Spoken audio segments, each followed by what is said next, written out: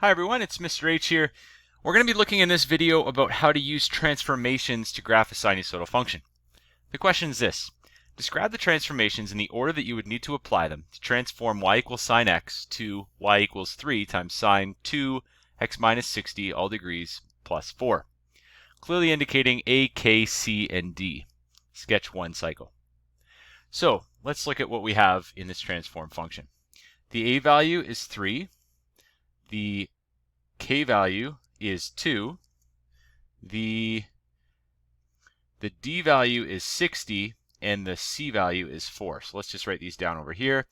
A is 3, K is 2, D is 60, and C is 4. Now some textbooks use different letters for these other than A, K, D, and C, but it's still the same principle. So if A is 3, that means, because it's bigger than 1, that it's a vertical stretch, not a compression. It's a vertical stretch. It's important that you put the vertical in there because we'll do the horizontal in a minute with K. It's a vertical stretch by a factor of 3. The K value is 2, meaning that's a horizontal. And before we say it's stretch or compression, let's note that the factor is 1 over the K value. So the factor of 1 over 2, which is a half, means that it's a horizontal compression by that factor. D is 60, means it's shifted 60 units to the right, or 60 degrees right, because our x-axis is going to be in degrees. And C is 4, meaning it's going to be shifted 4 units up.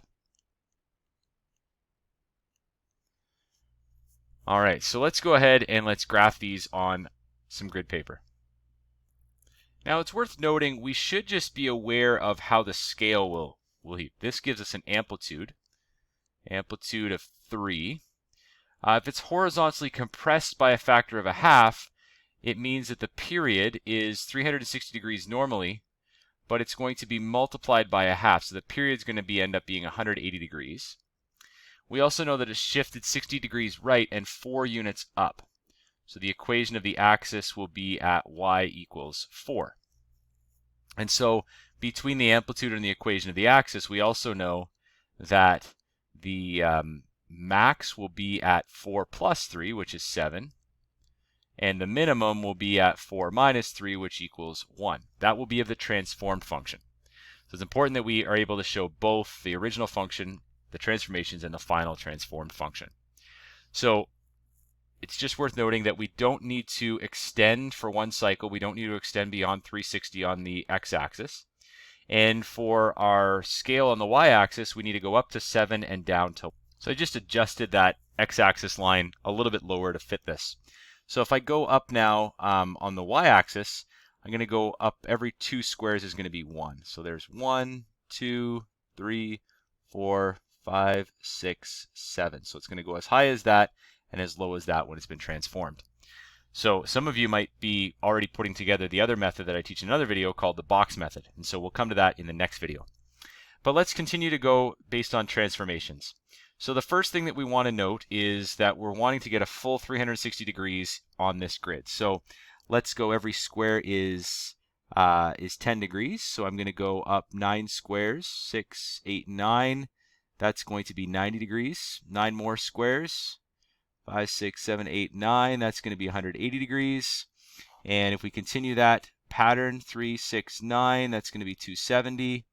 And 3, 6, 9, that's going to be 360 degrees right there. Perfect. So I'm starting at 0 degrees, obviously. And so this is the y-axis, this is the x-axis. Let's go ahead and graph y equals sine of x. We know that sine starts at 0, goes up to a maximum of 1, back to 0, down to a minimum of 1, negative 1 rather, and then back to 360 degrees. So sine of x, y equals sine of x, is a graph that looks something like the following.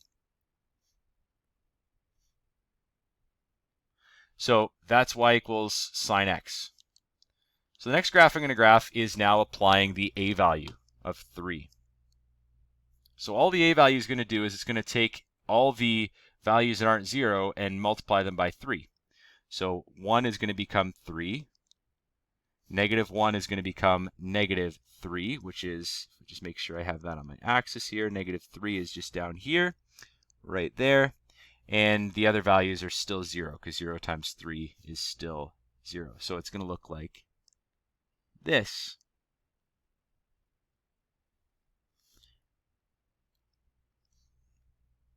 There we go. So this is y equals 3 times sine of x.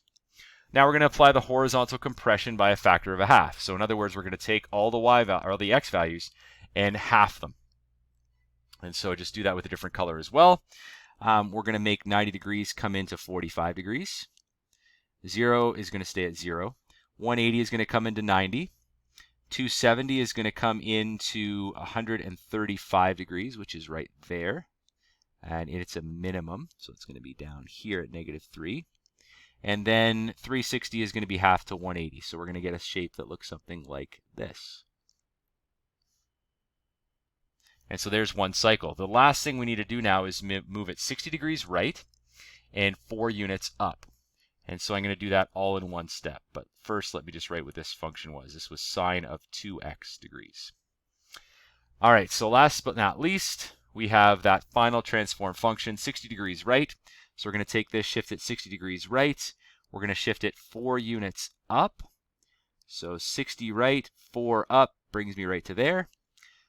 60 right, 4 up brings me to there. So continuing that pattern, we get a shape that looks something like that. Now sometimes it'll ask you to actually start it at x equals 0. So we can take this and trace this back.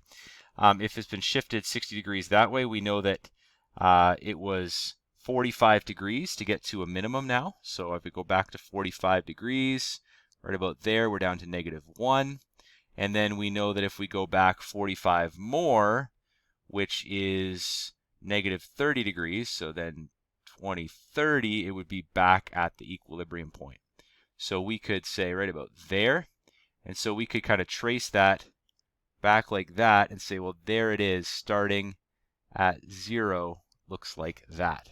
And so that's what the graph looks like using transformation. So this is the y equals 3 times sine of 2 x minus 60 degrees plus 4.